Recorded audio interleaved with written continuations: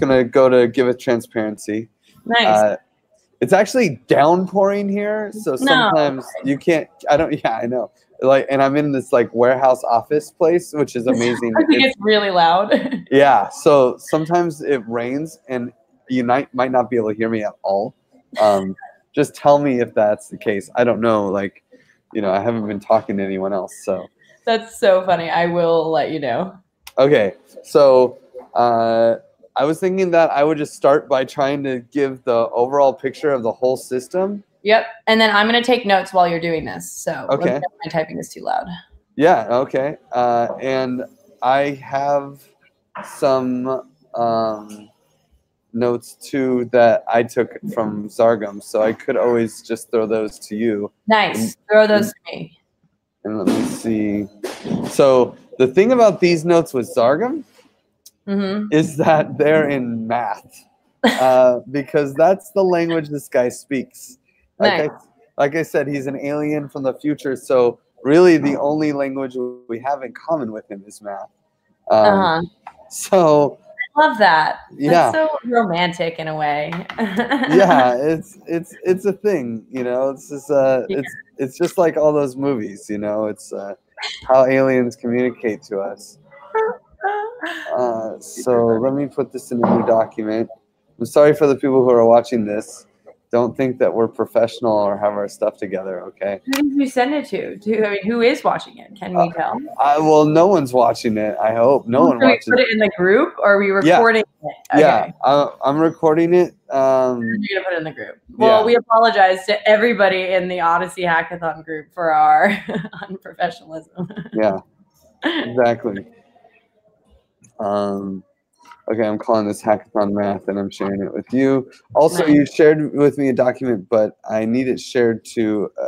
I just basically send me a sharing link, because I can never. I can't use my Giveth email for Google. Okay, for the blog post. Yeah. Gotcha. Also, like email is like it's a miracle. I was looking at my email today. I usually don't do that. It's like what? Look at email? Yeah. I just don't look at email. So don't expect ever to get a response from me. Don't get used to this. Yeah. Listen. Okay, which email? Not the Giveth one. No, it doesn't matter. Don't send it to my email. Just send me a link, because I will. Otherwise, it'll just fail. Okay, gotcha. Okay, sounds good. Okay, so. I sent you the link, but I sent it in this document, so in Jitsi, so maybe I'll send it to you on WhatsApp. Okay, cool. Yeah. I also have it here, so cool. Okay, cool. We're good. We have the documents. Okay, so let's start where the system starts, which is the initiation of the system, right? So in the common stack, the goal is to build a community around a cause. So you can't just like go do an open ICO and say, hey, I want a bunch of investors to buy my token bonding curve. I guess you can, but it's probably not going to work. It's really important that when you start these systems that they have people, which in the hatching phase, which is what you guys named it, that are really excited about the commons that you're working to protect. So we'll use national parks for this example, since that's what we talked about at the hackathon, but it really can be about anything. So the common stack starts, or in using the common stack, it all starts with actually with funders. So this stack is more useful for people who have money and want to see a change in the world than to use and initiate than it is for people who have time and effort and want to see a change in the world. That's a sad reality, but it is a reality. So if people are like, oh, but I want to do this and use the common stack for funding, that's the wrong approach. Really, you want to use funding to make the common stack multiply the efforts of your funding. Okay, so if we're trying to do the national parks, you're gonna bring a bunch of people together who all donate money into a pot to initiate a token bonding curve. Yep. You're gonna be able to determine how much money you need to initiate the curve. This is something that the community as a whole gets to determine. Community as a whole. Yeah. Okay, keep going, and I'll ask questions after. The people that are funding it, right? Like you set that up because you have to deploy the contracts, so you'll have to put in some of these numbers, like how much are you expecting? What is the required amount of money? Yeah. Now, of course, maybe we could change it so that it's also started in time, or you can do some kind of more open thing. But in general, because it's better to have these people be a group of people that are connected to each other and know each other, so they can coordinate better around governance. It's better to have that number be generated by the people who are collaborating to do this, at least in theory, in my theory. So then the people who donate, they actually get they'll get tokens in return, and those tokens will be at a very good price, considering the rest of the curve. But those tokens will be locked. They will not be able to release their tokens until a certain amount of money has actually been spent from the commons. And their funds that they put in, some percentage of them, and this is of course up for however you design the curve, but for ease, let's just say 50% will go into the reserve, which backs the token bonding curve. So the token bonding curve will have 50% of the funds that everyone put in, and the commons will have 50% of the funds that everyone put in. So it's an even split. So the curve is the reserve, and the commons is the pool in that diagram. Gotcha. And that diagram will need to get revamped a little bit, but it's still basically the general concept of what we're talking about. Yeah. Okay. And so the people who are in this hatching phase, their tokens are locked, and they get released as money is spent from the governance system, from the commons. As the commons actually spends money on projects, then there is like a slow drip vesting, you could say, for people to release their commons. And this is great because this allows them to take a profit. And it's important that they do take a profit and give other people a chance to invest into the commons at a lower price. Because when the people who got the tokens initially, they got a really good price on those tokens, and the people buying in afterwards got a much worse price. Although ideally, you're still pretty low on the curve. So as the curve goes up, there's still space to buy cheap tokens and watch them rise. But when people sell their tokens, that lowers the total supply of the tokens, which lowers the price of the token for people to buy. But of course, when people sell, they only get 98%, we'll say, of the X DAI that they would have expected. So if the price is one token, one X DAI, the pool will get 0.02 X DAI, and the person selling the token will get 0.98 X DAI. And this is, of course, another variable that can be determined during launch, and it can even be a variable that is dependent on the amount of money in the pool, in the commons, in later structures. However, to keep things simple, we're probably going to reduce. I hope that for all the hackathons, and even when this thing actually really does get launched, it's not a variable. We just got to keep things simple where we can. Okay, cool. So is that 0.02% thing that you just said? Is that the friction fee that you were talking about when someone is selling and returning, right? Yes, exactly. Yeah, that's going back to the pool, and that's like a determined, potentially dynamic rate, determined based off of how many tokens are in supply at any time, or how much is in the reserve in the pool. Gotcha. Cool. Exactly. Awesome. Okay, so can I just say that back to you? And Sure. understand it, and maybe it's for clarification for everybody who's going to watch. So, in this concept of token bonded curve crowdfunding, right? In this certain model that we're describing, we're saying that hatchers, who are the people who initiate the curve, donate and money, funding, whatever, and get tokens in return. These tokens are locked. So it's really buying. I'm basically buying tokens with the donation. That's really kind of what, we don't want to phrase it like that, but that's kind of the function. Yeah. I mean, I definitely see these tokens more like membership tokens because they're governance tokens. But yeah, but they are buying their membership. Yeah, they're this is buying the token. on a technical side. It's like buying, right? So we get tokens in return that are locked, right? So the tokens are not unlocked for selling, because that's really what happens when we're, when we're selling the tokens, we're receiving a certain return, right? And the percentage of that is going into the pool.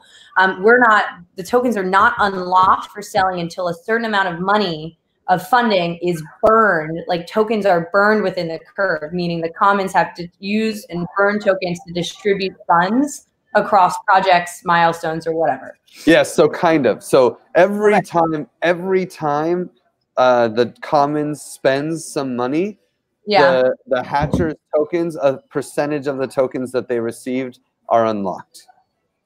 Okay, so it's a continuous process. Yeah, it's a continuous process. Interesting. Okay, so walk me through that. So this is a slow drip vesting period, right? Yes. You're saying that there's a certain amount of money, right? There's a goal in which a certain amount of money is burned within a curve, within the commons, right? And when every time that happens, or along a certain period of that happening, it unlocks certain amounts of tokens for the contributors. Yeah, it's a vesting period based off of the commons actually spending money, right? And it's very likely that the amount of money that the commons needs to spend to unlock all the tokens will be like 5 times the amount of money that people put in to initiate the curve. Gotcha. Because it really depends for these tokens. What this does is it actually guarantees that the tokens that are released to the people, to the hatchers, are done at a higher price than they paid for them. So it's basically locking in a profit mechanism for the hatchers, because the money, because it basically requires that other people buy into the curve, and to support this, to support the commons, and it also requires it means that their tokens will have been backed by money that has been flowing through the system. So it's really like this recycling of the funds that they put into the pool has all come back a few times over. Gotcha. So about the vesting period, right? So there's a certain threshold that needs to be reached, an initial threshold, right? And this is kind of what we were doing with like Pactful, phrasing it as like a fundraising goal that all the hatchers need to work together to get to. And that's kind of how we're building a community around a token bonding curve instead of creating a speculative, token economy, I guess. And that's kind of the reframe of having that goal. So that's the first goal. And when that happens, a certain amount of the hatchers tokens are unlocked for a selling, right? How are the next thresholds determined? Is it just continuously whenever tokens are burned within the commons, or is there different thresholds? I mean, it does require tokens to be burned, for sure, for the pool to get money to spend, right? But it's really the next threshold. I mean, there's only one other threshold, which is when all the original hatchers tokens are unlocked, and that just happens continuously as the commons spends money on projects. Gotcha. And so it's like one threshold that kickstarts the commons, like we were saying, right? That like kind of launches the concept of the commons as being able to allocate the tokens across and spend and burn the tokens, right? And then from there, it's just dynamically unlocking tokens in accordance to how many tokens are being burnt or at any point in time. And I fully expect there to be a vesting release override, kind of like an emergency escape hatch that the community can vote on, that can basically allow the tokens to be unvested. But I would also expect this to be like the end of the commons, right? So like people push this button and they basically say, hey, guess what? Something broke, and everyone who has tokens gets to split all the funds that are in the commons and in the reserve right now. That's almost like a safety lever. And I was talking about this in the article, right? That there's a safety lever of one, a global settlement that returns funds in accordance to that threshold not being reached, right? Of the token. So there's two thresholds, right? There's the during the first phase when you're like still just raising money and everyone puts their money into the token bonding curve. It's the funding goal, basically. Yeah. Let's say the first funding goal is $1 million, but you can only get $500,000 in there. Well, and you put in a time frame. You say, hey, if we can't, raise $1 million in a month, then we end it. Well, that's one, right? Oh, we only raised $500,000 in this month, so anyone can come and collect their money back, and it's over, right? That's one. And then the next one would be, oh, we raised the money, and now the commons is going. People can buy tokens, but maybe something happens. Maybe there's bugs in the code. Maybe the governance system doesn't work. Maybe people let too many speculators come in and there was voter apathy and people just aren't spending money on the commons. Then there would be a second, vesting release override. That would be like the new emergency shutoff switch that just kills the commons and says, hey, it didn't work out. Everyone gets paid back an equal percentage per token. Yep. And those are definitely things to, map out. So it's basically global settlement in the case of a fundraising goal, and in the case of not reaching a fundraising goal, and then a global settlement in the case of something breaking within the commons, which we can define later. But kind of the ability to, which is kind of a black box right now of like how we would determine that, that emergency switch and what would define it. But it's just good to note that that's something that would be necessary, I guess. Yeah, I imagine it's something like, 80, some percentage of quorum is required and some percentage of success is required for everyone to vote. It's just a special type of vote. Yeah. Where everyone votes and says, hey, guess what? This commons thing isn't working out. So yeah, and this is where the governance is coming into things, right? Of like how we're introducing that. Cool. Okay. There's one other thing about the vesting release is that there's got to be a time delay. So as the commons spends money, the money is actually sent as the commons spends money. The money will be sent to Giveth, right? Yeah. But that actually isn't what helps the people vest money, right? What actually helps the people vest is when the commons turns that money, we'll say XDAI, into tokens, and then sends the tokens to the people. Because the way it will work when all the pieces are together is that token bonding curve ends up with puts money in the commons governance system, which we'll talk about in this call, I hope. Decides to fund milestones, and those milestones then this is all in XDAI, right? XDAI is sent to the Giveth milestone, and then when the person actually pushes the button to claim the money, the milestone is smart and it sends the XDAI up to the token bonding curve, and then the token bonding curve actually sends tokens to the person that pushed the button, and then that person has the choice whether or not to keep those tokens as tokens and speculate on its value, or to convert it straight into XDAI and then receive the funds. And so there's got to be some sort of time delay to make sure that the tokens that are released in vesting can't influence the price. Only other speculation can influence the price. So you could say like maybe a day after the person gets paid out tokens, the vesting happens for the person, the initial hatchers. Yeah. So just making sure that, yeah, I think at any point in time, making sure that the selling of tokens in exchange for, someone cashing out, or just someone, cashing out on their returns, doesn't influence the rest of the contributors in the pool who are also interacting with the commons, right? Yep. I think a time delay would help that, I think. But that makes sense, and that's important to note. So that's good. So my other question, so remember how we were talking about in the Packable thing, that there's the initialization phase, then there's the open phase, and then there's the funded phase, kind of like delineating 3 phases that kind of go into who are the hatchers, right? So who are the people who are putting initial contribution into this curve, and what is expected of them, I guess, right?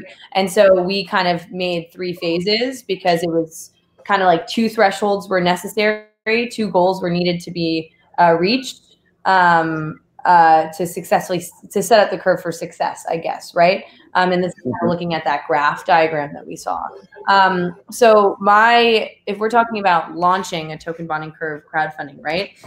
What is necessary from the hatchers, and who are the hatchers, right? The people who start as early as the curve. Who do we expect those to be, kind of more on a user level? We expect them to be people who care about the cause and the commons, and ideally they also have reputation within the commons, within the cultural like environment of the commons, and within the community that already is supporting the commons, so that they can get more people to also support this novel way of fundraising. The key here to start that we got to be realistic with is that funding a national park commons with this software probably isn't actually feasible because of the technical hurdles that are required to get people who care about the national parks into this system. That's just the reality of the world as we live in today. People who like national parks and are really like, they know the best solutions, they probably don't know how to do this. However, like get a MetaMask, have a key, get money in XDAI, and be able to pay for stuff with it, right? There's going to be a lot of friction there. However, this system would be amazing as opposed to some other funding for open source software that people are, the people who are trying to fund, I don't know, let's just say Ethereum 2.0. Yeah. If we wanted to fund Ethereum 2.0, this would be a great way to do it. Or if we want to fund token research itself, which is actually the plan. Yeah. This is I think this can work really well. Totally. And I think that the reframe moving forward from hackathons should either be leaning into the social good side of things or leaning into what you just said, right? Of like the token research and like what kind of commons we want to serve. I think that I will push back on what you said about the too much technical barriers to getting people onboarded to this, because I think that, like, when we saw with like the Bounties ocean cleanup, like there's ways to infiltrate and to implement certain use cases within this that maybe are to explore, but I think that's more of a scoping question for us when we coordinate with these next 3 teams. Do we lean into the social good, or do we lean into open source, token research, all of that stuff, right? I think we lean into social good for hackathons. I'm talking like real implementations. Like, gotcha. If we really wanted to raise, $100 million for national parks, it just wouldn't. It actually not right now. Yeah, it's not a time. Like, we can't do. That's too hard to do right now because we're not there at the adoption threshold of like the mass public of the people that we'd be delivering. No, and it's not safe enough to try either. This is still very young stuff. So what is safe enough to try is to play in the crypto space and and do this 10 times and then see what we end up with and see how we can make it palatable to actually change the way the world works. Awesome. I'm with you. So I think so. What maybe just for clarification, like we get who's in the hatching phase, right? But we kind of stated and we talked about that there's like two phases. There's two types of hatchers. The ones who are in the earliest, who have reputation within the commons potentially, and then the second is like kind of the general public, people who are part. No, so it's just the same. Yeah, it's only those first people. You don't bring the general public into the hatchers group. The general public comes in after the hatch is set. Okay. It's really like. And after the hatch is set, meaning we've reached that certain threshold where funds can be allocated through the commons. Yeah, there's a lot of legal issues to promote a token to general public. There's a lot of other like considerations that you have to make that it just makes everything so much more difficult. And the other big thing is you really don't want some guy who has millions of dollars but has no clue about what is best for the commons to come in and sneak in and be a majority person in this system. Yep, this is so great. That constraint is good. It was a little bit different from how we pitched it, right? Because being able to fund a commons as a regular person who like uses a national park is a really great concept. So it's hard to enable that, but constraining to saying these are people with reputation, people who care and who are already spending money or want to spend their money in the cause and have that money, that funding have more of an impact, right? Mm-hmm.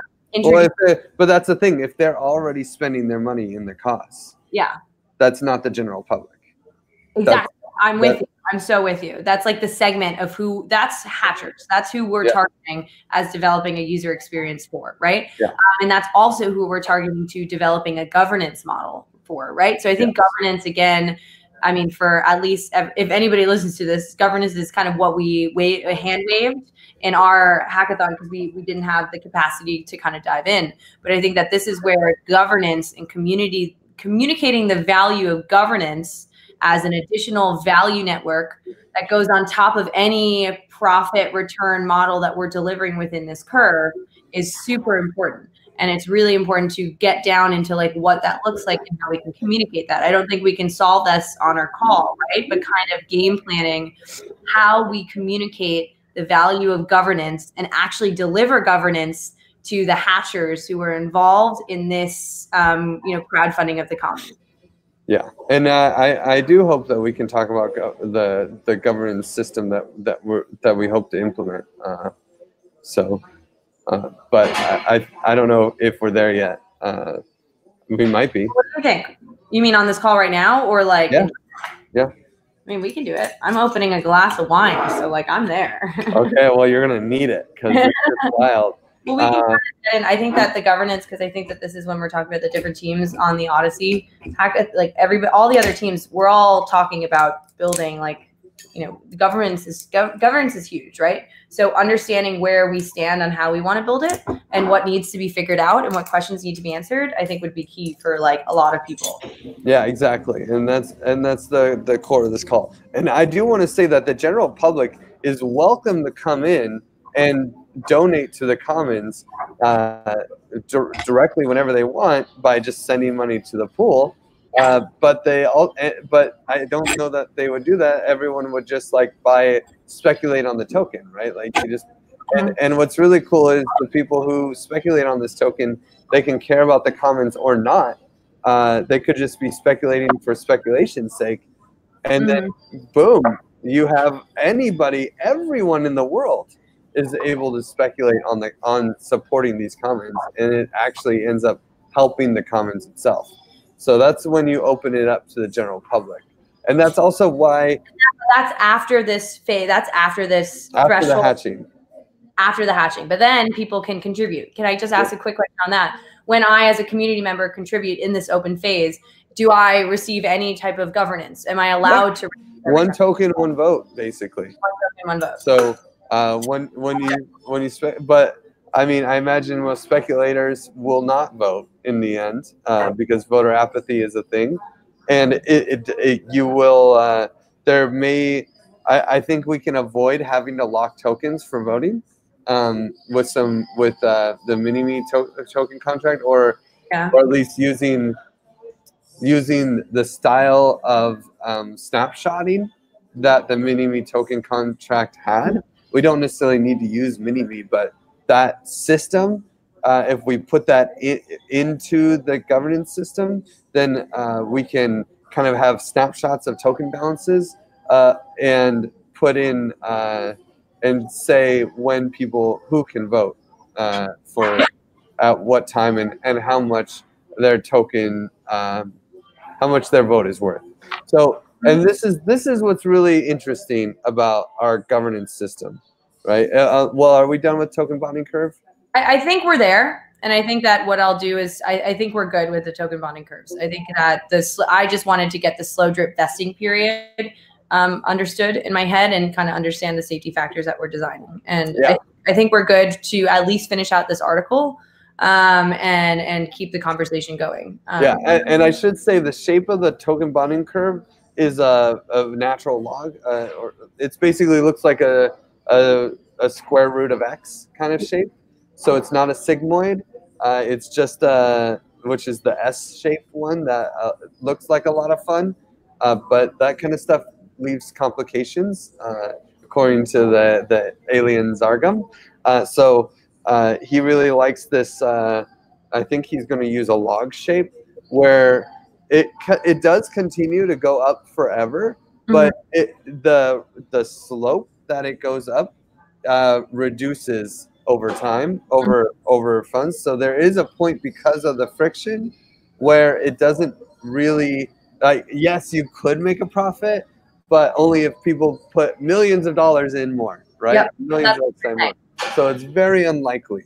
So it's like the likelihood of making a profit goes down more and more and more as it reaches a certain point. And people rely more on the value networks around the commons, which are the governance and the creation of the community and the contribution to the community. And stuff. And then if there is a race to exit, what's really interesting, like if everyone decides to sell their tokens, we've reached steady state. So there's no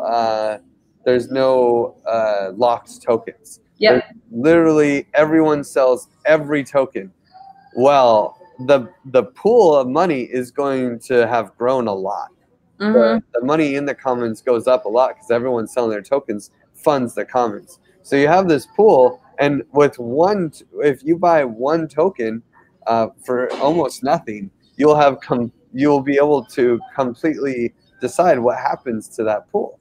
So and there'll probably be like a minimum buy that's not zero. I think for the hatchers, there should be constraints to the buy, right? That kind of, or not constraints, but kind of like more so communication of what the buy is and kind of this is where the governance is coming into. You know what I mean? Like of saying you have a minimum buy and you also have this kind of responsibility to engage with this governance model. Yeah, I mean, the hatchers, that's why it's important to have a really solid community around the hatchers. But I'm talking about a totally different thing. Hatchers are gone. They've all sold their tokens. Everyone sells the tokens. And then there ends up, because as people sell tokens, that actually feeds the pool. So that pool has a bunch of money in it. If people buy tokens, they'll have a lot of influence on how to spend that money. And so there's this like equilibrium that's reached that this community, unless they really actually solve the problem, and there's no reason for them to exist anymore, then people will never sell all the tokens, and because they will grow the pool of money that is being spent on the cause. And so the people who want to fund their own projects to help that cause will just buy some tokens so that they could even make money buying those tokens to spend money on themselves. However, we'll talk about this, and when we get into the governance model, there is going to be a limit on like how much the conviction voting module is able to spend at one given time. So they won't be able to spend all the money, and it really should be a continuously funded organization, an organization that survives no matter what system, no matter what actors do. it will take a lot of work to empty the system. Yep, 100%. I'm with you. I feel good on the curve now. Okay. I feel good taking that, re-editing the article, giving something that Z would be proud of. And so let's just talk about quick governance while you have time. I have like 15 minutes. Okay, let's see what we can do. Let's see what we can do and continue the conversation. Yeah, I think I'm basically just going to be late to this meetup that I was supposed to go to, but that's okay. There's what we're doing, what we're working on is in like the global sense is basically a curation market. And the governance model in a curation market is generally referred to as a TCR, a token curated registry. And there are different ways to break up the type of curation TCR that you create. Some like there's probably lots of ways to break it up further than what I'm going to break it up as. Yeah. But there's either basically in a curation market you're curating a list, right? And for that list it can either be objective or subjective. In our case, it's subjective, right? It's not like most populous cities in the United States. Instead, it's like what's going to be the best funding opportunity. It's subjective. Which is one could say that subjective is kind of defined by signals potentially, like community signals, is what we were talking about with the introduction of value signals into human networks. Maybe. This is not signal, this is actually voting. So the difference between signals and voting is that signals don't actually create results. Voting creates a result. So when we're talking in a TCR, I wouldn't use the word signaling because it actually results in something. Gotcha. I was looking at signaling in the subjective sense and not in the outcome sense. So I like that. So votes have outcomes. Yeah, it's not polling. It's real. But then the other way to break it up is whether the list is maintained or whether or not there's like things coming off. And basically, in some lists, you just like maintain this list, right? What are the best ideas?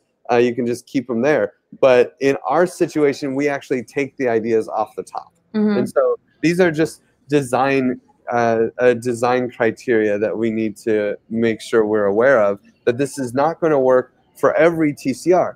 We're building a specific type of TCR, a subjective TCR where items are pulled off the list because of a trigger function. So there's kind of there's really three designs in our governance system. There's the preference flow, the trigger function, and the money flow, right? So for the preference flow, which is generally the governance model, you have a participant who has tokens, right? And they will allocate the influence. Their influence is weighted by the number of tokens they have, and they'll allocate their influence based off using percentages. So they'll put behind every choice that is on the so there's actually a fourth flow, which is proposal flow. So yeah, so like how does something get added to be an option to be on the list, right? So but for preferences, let's just skip that last part and assume there are things that are options to be on the list. You have every user has a percentage that is behind every choice. For most of the choices, it's probably 0, right? But for some of the choices, it can be anywhere between 0 and 1. It's a percentage. So the sum of all the percentages of this person's preference is less than or equal to 1. And because maybe they just didn't allocate 10% of their choices, or what's more likely to happen is that one of their choices was chosen and they haven't come back to reallocate their voting. Now, what's really interesting here is that there are no time constraints. There are no hard lines. People come, indicate their preferences, and then they go. There's not like, oh, everyone has to vote by this date to this date, right?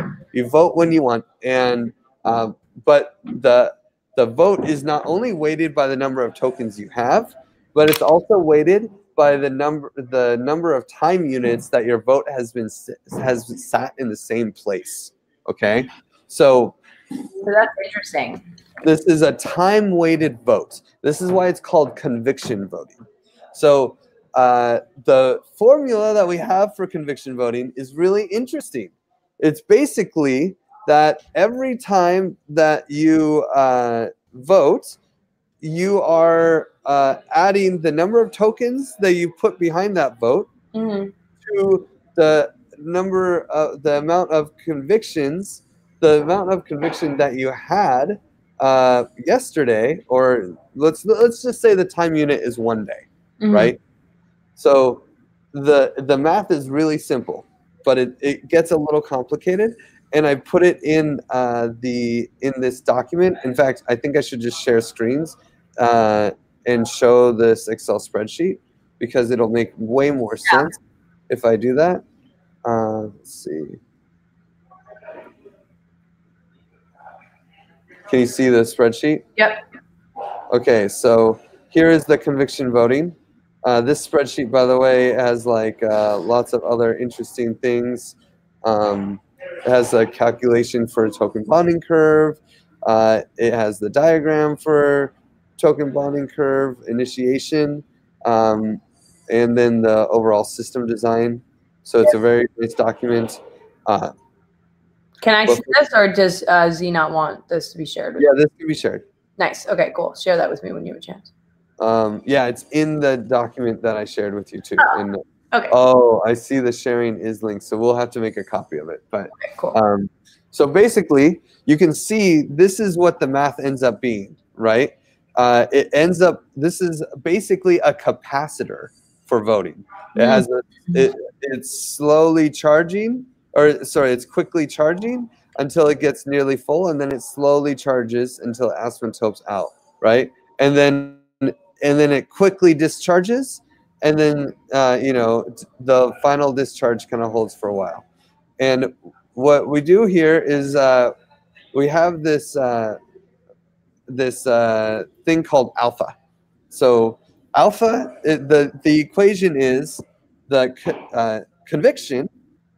Yeah. Current conviction equals alpha times yesterday's conviction plus the number of votes, right? So you end up with this chart right here when you do this math. And I can show you. So like right here at time period 1, there are no votes. No one's voted, right? The conviction is 0, conviction is 0, conviction is 0. Now, time 4, someone allocated 100% of their votes to this choice, right? And so now there is like what it looks like 1 token behind this choice. 1 token worth of conviction. And then at the next time unit, it actually doubles. It's almost doubles, 1.9 tokens, right? Okay. And because that is yesterday's conviction times 0.9, which is alpha, plus the number of tokens voted, right? And then you do it again, 1.9 times 0.9 plus the number of tokens voting 1. And then you do it again, 0.9 times 2.17 plus the number of tokens voting 1. And then you do it again, and you do it again. And you'll see that this ends up asymptoting out. When it's 0.9, it asymptotes out to 10, which is 1 over the forgetting rate. Is basically the shortcut. That's the math. So alpha is effectively the impact rate of the next choice. And the larger alpha is, the longer it takes to have full impact, full voting power for conviction. And the smaller alpha is, the faster conviction max, the faster you get to the maximum amount of conviction. So you can see this if I change it to 0.3. You're basically at the top within, the top ends up being 1.428 or something like that. you see you're basically at 1.4 within 3 days. I mean, you go from 1 to 1.3, 1.39. So within 3 days, you're basically at the top, right?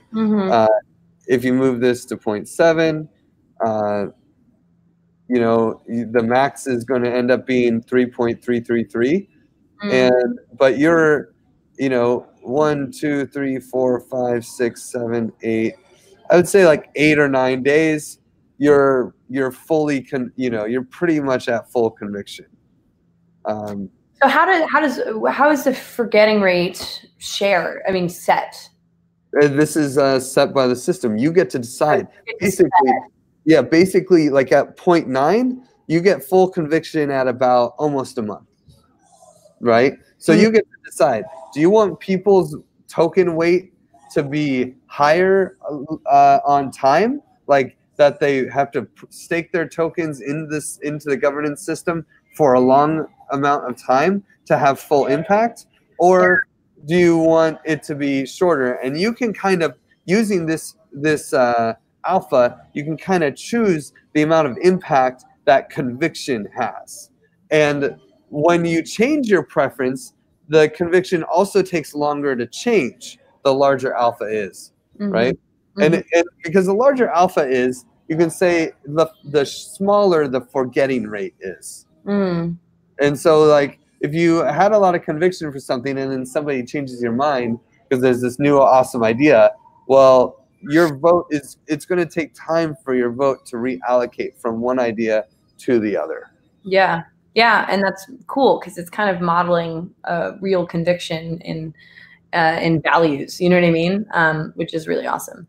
Yeah, and what's really cool about it? Oh no, did I lose you? No, I'm here. Can you see me? Yeah, I just a notification blocked it. So what's really cool about it too is it solves a lot of problems that happen in TCRs around like gamification and being able to buy a bunch of tokens and really quickly pass a proposal on one thing. Because we're in this atmosphere or ecosystem of speculators and an open, like, it's a plutocracy. Having conviction kind of stops these like really drastic moves. Yep. Or at least impedes it. Gotcha. It definitely impedes it. Yeah. Cool. Okay. So the governance, I have to run, so we got to wrap up, unfortunately. Okay. We'll probably continue this maybe tomorrow. Well, what I can do is I can continue talking while you leave. That's perfect. I just hit leave. But can I just say that back to you? So basically, our governance model for this token bonded curve crowdfunding potentially is a token curated registry that builds a curation market based off of subjective conviction voting. That's kind of the governance system that we're proposing is the most sustainable and valuable for continuously funding and governing commons in general. Yes. Did I hear that correctly? Yeah, I would say so. And it really addresses a lot of the issues that we have learned from current TCR implementations. Yep. Cool. Okay, I'm with you. I'm aligned. So I'm gonna sign off, so I can go do this other work. But you keep talking, and then let me know, and I'll edit the bonding curve paper and send it to you. I mean, the article, and send it to you tomorrow, and we'll get that posted and launched, and it'll be great. Awesome, dude. Thank you. Amazing work on that article, by the way, Abby. I'm so excited. I want to make it really good. So I want to make Z proud. This mystical, fierce that is Z. So yeah. It looks amazing. So yeah. Thanks. But yeah, okay. I'll see you later, Abby. I'll see you later. Bye. Okay. So there's 3 other aspects of a curation market or a conviction vote of our conviction voting module. For there to be preferences, you also have to actually add options to the curve, right? You have to actually add things. And there's so many ways to require people to add what do you call it? Add an option to vote on.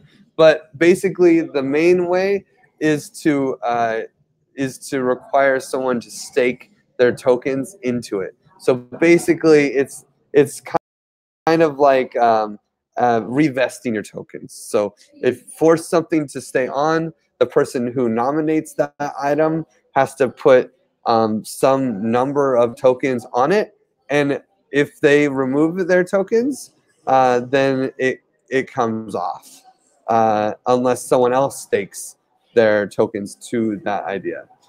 This is one of many ways, and it's it could also just be something simple, like you have to burn 5 tokens to put it on. The thing is, if you burn 5 tokens to put it on, how does it come off if no one votes on it?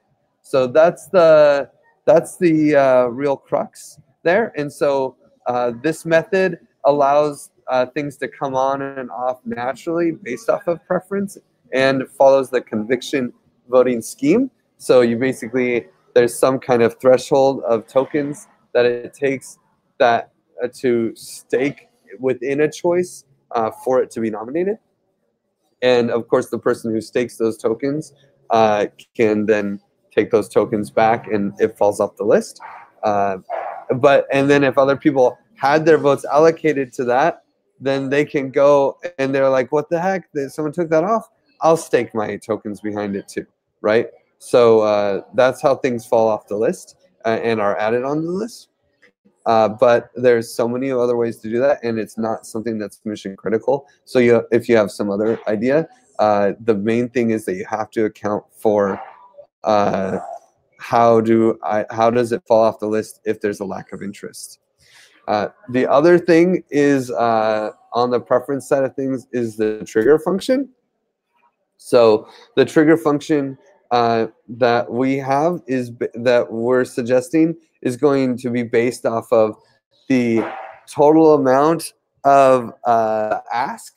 So you have this milestone on Giveth that's asking for 50,000 X die. So like you nominate it to be paid in full. So and we'll get into this money flow piece later. But you nominate it to be paid in full, and so you have to do the percentage of like how much is the ask versus the total amount in the commons that can be paid. And this trigger function will end up being determined based off of a value called beta. And so beta, this is a little bit more of a complicated thing. But basically, the idea is that you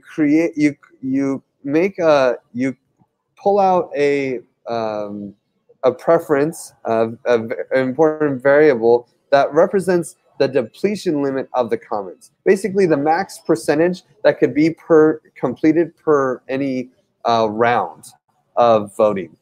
So, like, let's say that 100% of the commons wanted to vote for this $50,000 prize to support national parks. Maybe they want to, like, I don't know, build like a buffalo. They want to buy a buffalo from India where there are buffaloes and bring it to Denver so that there's actually buffalo in Denver, right? They want to do that. It costs $50,000. 100% of people voted for it. Well, guess what? If beta is 20% and the DAO only has $100,000 in it, that will never pass. It will never pass because it's asking for too much money, and the depletion limit of the commons is 0.2. So only $20,000 could ever be spent, even with the max conviction. So this trigger function is dependent on the variable that you set plus the amount of requested in the milestone divided by the total amount in the commons. It looks like a crazy equation called, that's basically negative W times S times the log of beta minus the ask over the commons, right? And this is the trigger requirement, the amount of conviction required for the milestone to be funded. Yeah, it's kind of crazy, but what it basically looks like is you have on the y-axis you have the amount of conviction, which is denominated kind of in tokens per unit time, and then but of course that's the denomination, that's the units. That doesn't mean that it tokens times time equals the amount of conviction, right? It's the amount of conviction is in that preference equation that I explained earlier. But the y-axis is conviction, and the x-axis is the percent of the conviction possible, and the curve that it looks like is basically on the x-axis. A line is created at beta, and you basically have an asymptote along the line about how much conviction is required to actually pass beta. So that's the thing, and what this does is it makes it so that no matter how many tokens someone buys, if they buy 1,000,000 bajillion tokens, they can still only spend beta percent of the commons in one fell swoop. Period. End of story. So the equation is negative W. It has to be negative because it's a log of a decimal. But negative W times S times log beta minus R. Beta is the percent, that constant. R ends up being the total amount asked over the total amount of money in the commons, and that's the log. And then S is the total token supply, and then W is a weight factor. So this could be something like a factor that you use to support like quorum requirements. You know, if there's a lot of voter apathy, maybe you could reduce the amount of conviction needed because W could actually be a function itself based off of how many people are voting at a certain instance and this kind of stuff.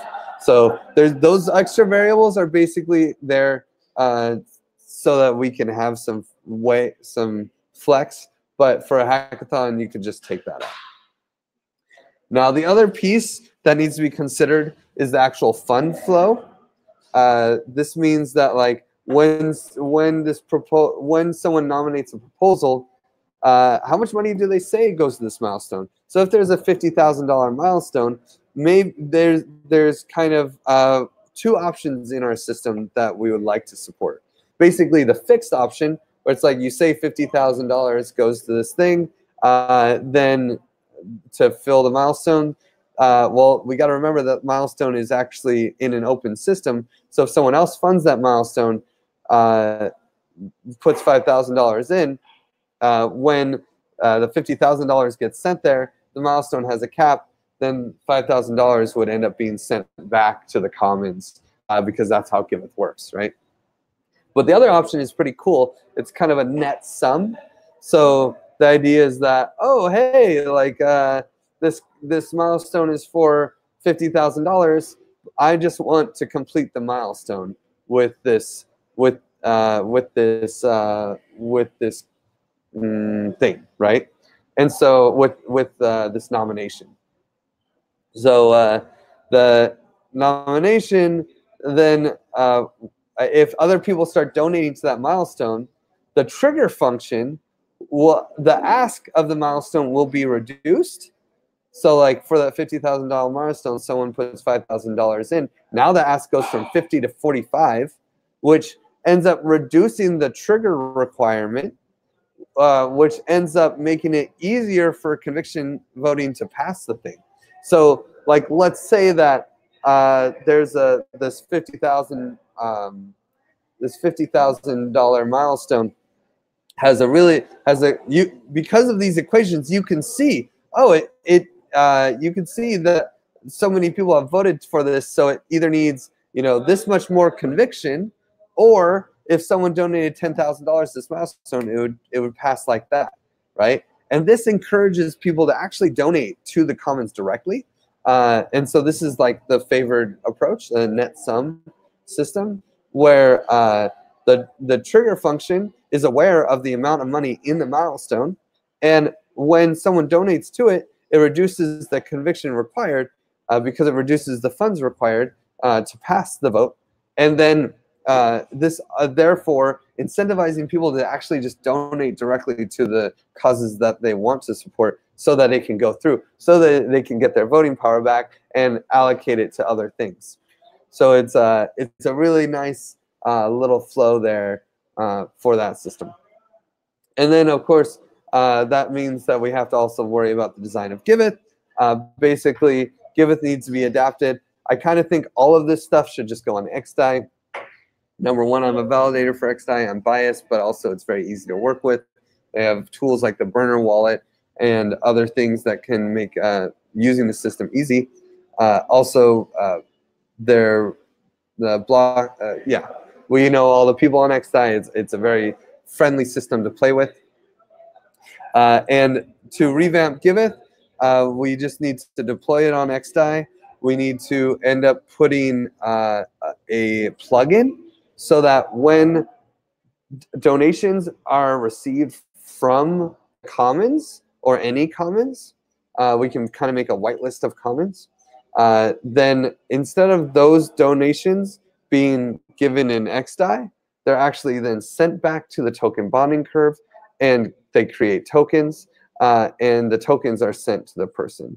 Whereas donations that come from outside that are given in XDAI, they're known not to be from the commons, so they stay as XDAI, and the person that receives the donations, they receive those donations in XDAI, and they can receive the other donations in the token of the commons. That's the big rewrite that needs to be done, other than, of course, general UX improvement and probably other major integrations.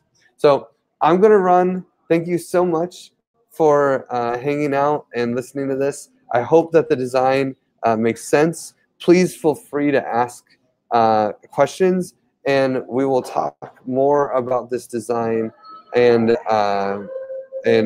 implementation in an actual, more interactive call. See you guys.